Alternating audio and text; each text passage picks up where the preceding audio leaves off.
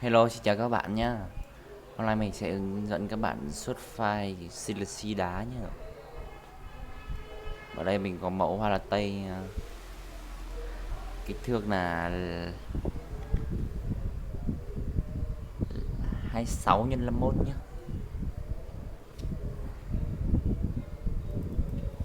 Năm 10 này,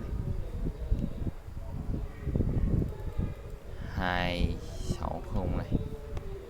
Đấy. Rồi, khách người ta muốn nó bé như vậy, mình muốn làm bé mình làm bé nhé. A5 cho chị A5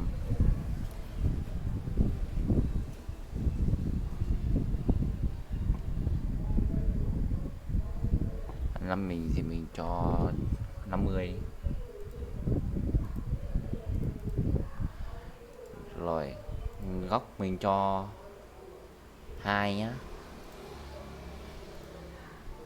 À, quên, là phải tắt làm cái này phải tắt Việt cây các bạn nhé.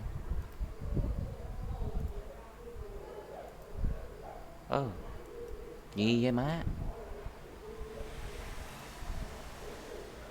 ấn S nhé bạn nha, mình quên S nha, rồi để góc nhá.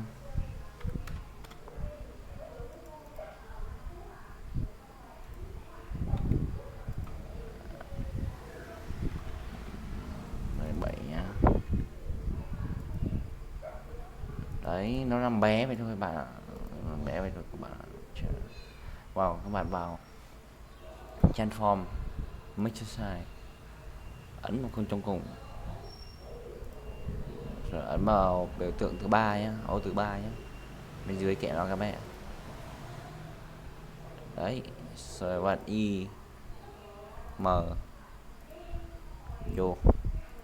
Đấy, đấy, cách để phóng to là bấm con năn của chuột để phóng to ra.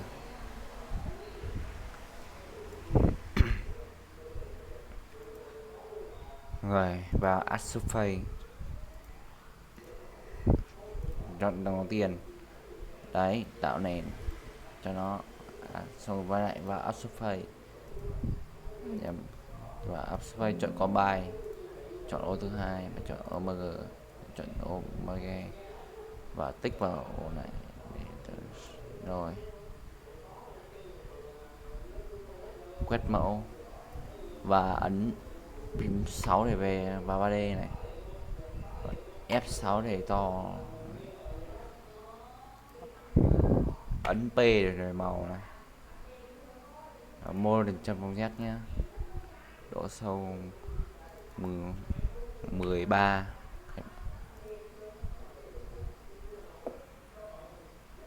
Rồi thấy chưa, rồi nhá, rồi shift R lên khối cho nó.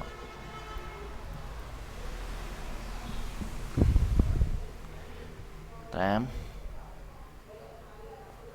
về cái này các bạn để máy lim được nhé.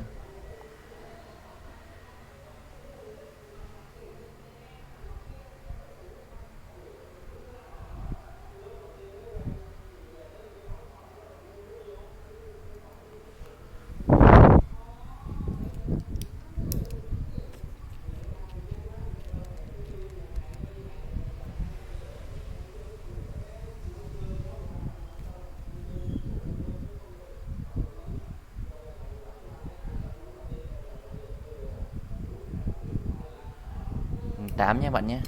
Rồi ấn shift, giữ shift nhá, rồi ấn chuột trái một lần rồi thả ra, ấn shift chuột trái lần nữa. Đấy, thấy chưa. Rồi thoát lệnh, cho phải thoát lệnh vào cho màu dẹt, cho màu ẩm nhá. Đấy,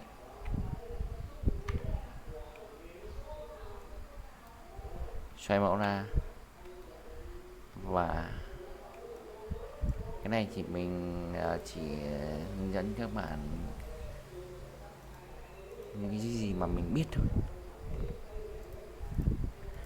Xóa cái này đi, xóa chỉ này, xóa hết chỉ thừa đi, vào Notepad Coupe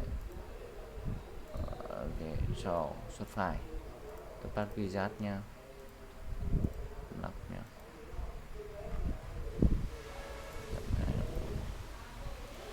0.4 này bức dịch nha bạn nha. Đi để thở hoàn tất là bảo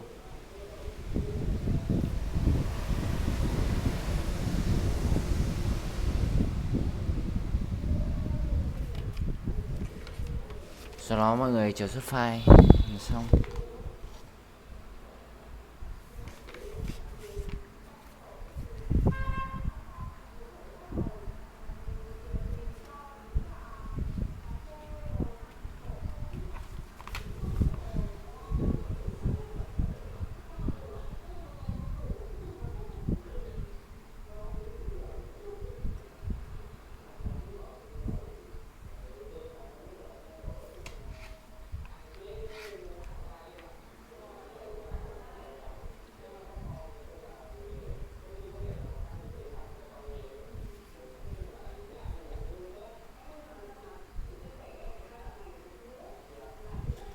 Cái này tùy từng cái nhá, cái to thì chắc phải xuất lâu đó bạn, cái bé bé về xuất nhanh thôi. Sau đó ấn vào đây nhá, quét quét vào khung chỉ này, ấn MN cho nó quay về giữa nhé. Rồi bước cuối vào Notepad dòng 5, new tên nó lại Hoa Lá Tây là 51 nhân 26 đúng không? 51 nhân 26 góc trái. Mọi người thích làm cái gì nằm góc bên nào thì mọi người làm nhé. Ok, bye bye mọi người.